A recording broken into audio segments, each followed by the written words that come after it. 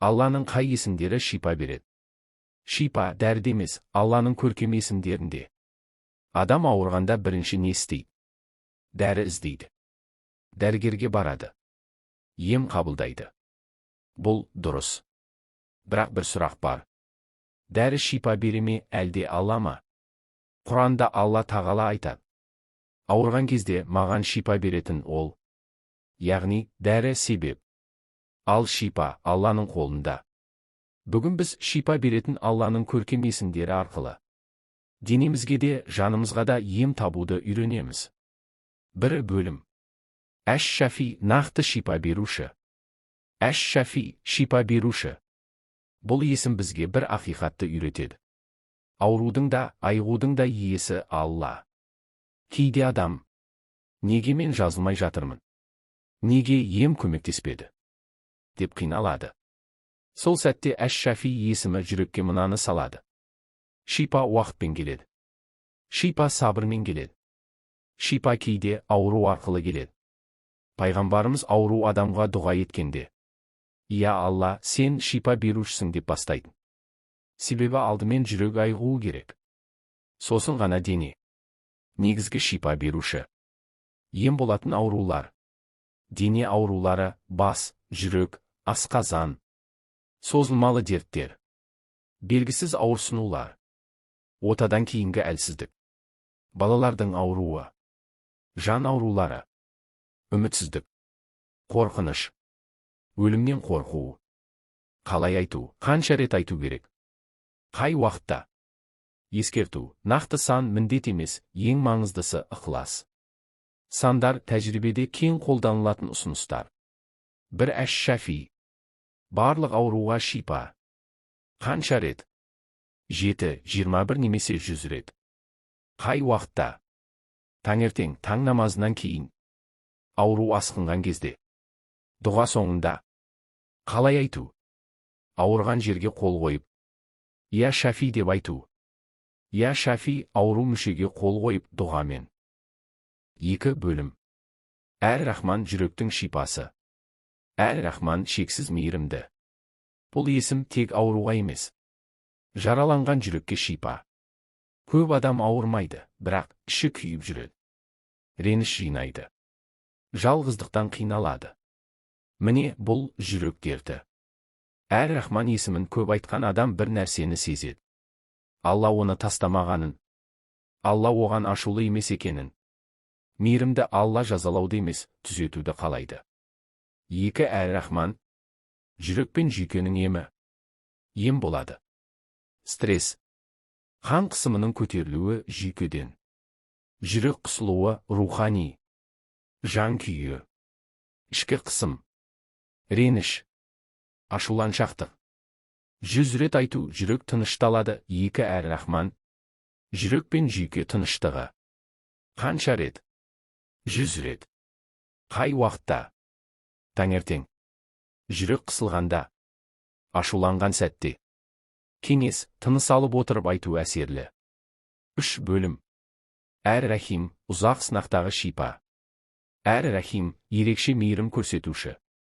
Бұл есім ұзақ ауырған, көп жылаған, үнсіз сабыр еткен адамдарға арналған. Кейде шипа бірден келмейді. Неге? Себебі Алла жүректі тазартады.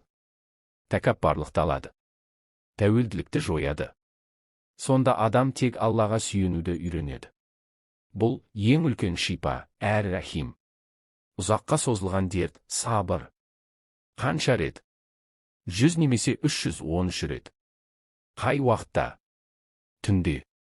Құптаннан кейін. Жалғыз қалғанда. Көз жасы дұғаны күшейтеді. Әл-Кәрим сұрамай-ақ беретін. Кейде адам, мен лайық емеспін. Мен көп қателестім дейді. Ал Әл-Кәрим, сен сұрадың болды дейді. Бұл есім өзін кінәлайтындарға. Рухани шаршағандарға. Үміті өшкендерге шипа. Қорытынды. Ауру соңы емес. Ауру ояну. Шипа тек таблетка емес. Шипа Алланы тану. Алланың көркем есімдері. Жанның да тәннің де емі. Бүгін бір есімді таңда. Жүрегіңмен айт. Sen өзгерсең, өмір өзгереді. Әл-Кәрим. Рухани күйзеліс пен үміт емі. Ем болады. Созылмалы шаршау. Энергияның төмендеуі. Жанның ауырлауы. Жан күйі. Өзін кінәлау. Өз-өзіне сенімсіздік. Үмітсіздік. Жүректен сансыз айту. 4 бөлім. Әл-Латиф, жүйке мен жанның емі. Әл-Латиф өте нәзік, байқалмай әрекет етуші. Алла кейде шипаны тыныштықпен, бір сөзбен, бір адаммен, бір дұғамен береді. Адам байқамайды. Бірақ бір күні артына қарап, мен қалай жазылып кеттім, дейді. Бұл Әл-Латифтің әсері. Бұл есім депрессияға, мазасыздыққа, ұйқысыздыққа шипа. Әл-Латиф. Жүйке, ұйқы, психика емі. Ем болады. Ұйқысыздық. Депрессия. Мазасыздық. Паникалық шабуыл. Жүрек қағу, стресстен. Жан күйі. Қатты ойлану. Жан тынышсыздығы. Әл-Латиф. Ұйқы, жүйке, мазасыздық. Қанша рет? 129 рет. Қай уақытта? Ұйықтар алдында. Қатты ойланғанда. Жан тынышсыз кезде. Ұйқыға кету жеңілдейді. 5 бөлім. Әл-Хафиз, аурудан қорғау. Әл-Хафиз, сақтаушы. Кейде ең үлкен шипа. Аурудың келмеуі. Алла бізді көрінбейтін апаттан, ауыр дерттен, көз тиюден сақтап жатады. Біз оны байқамаймыз. Бірақ бұл Алланың қорғауы. Әл-Хафиз. Қорғаныс, алдын алу. Ем болады. Көз тию. Жиі ауру. Әлсіз иммунитет. Балалардың жиі сырқауы. Жан күйі. Қорқыныш. Уайым. Қауіп сезімі. Таңертең және үйден шығарда айту. Әл-Хафиз. Қорғаныш, алдын алу. Қанша рет? 33 немесе 99 рет. Қай уақытта? Таңертең. Үйден шығарда.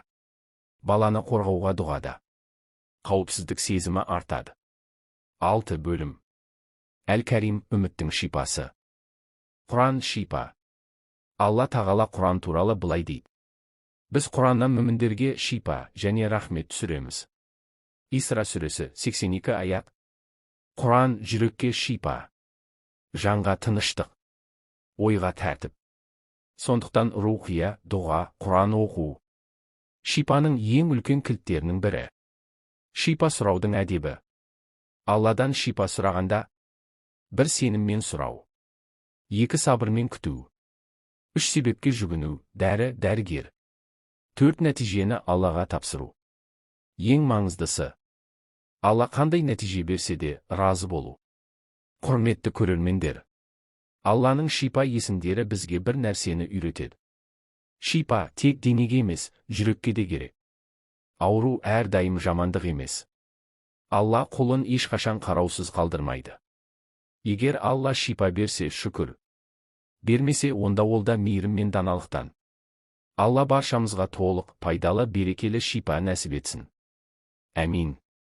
Егер бұл видео сізге пайдалы болса, лайк басуды ұмытпаңыз. Ойыңызбен комментарийге бөлісіңіз. Және осындай пайдалы діни видеолар үшін арнаға тіркеліп қоңырауды басып қойыңыз. Алла баршаңызға шипа, тыныштық және береке нәсіп етсін. Келесі видеоларда кездескенше.